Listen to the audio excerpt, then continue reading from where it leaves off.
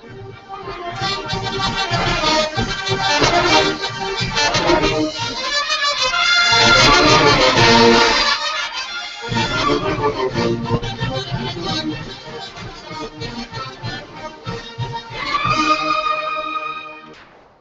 gracias, maestro, por nuestro premio, maestro Juan, maestro Antonio, maestro Jorge, y a todos ustedes, jóvenes músicos, niños, el abrazo, el saludo, estamos en las fotos.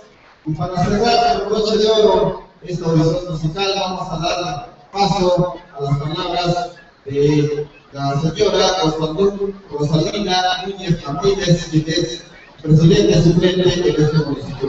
A ver, vamos a pasar los micrófonos para cerrar con broche de oro esta audición musical.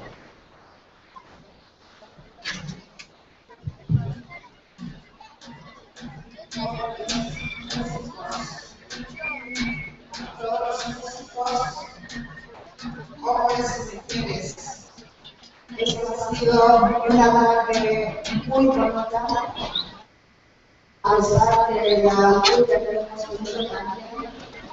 Creo que ustedes han sido increíbles. De verdad.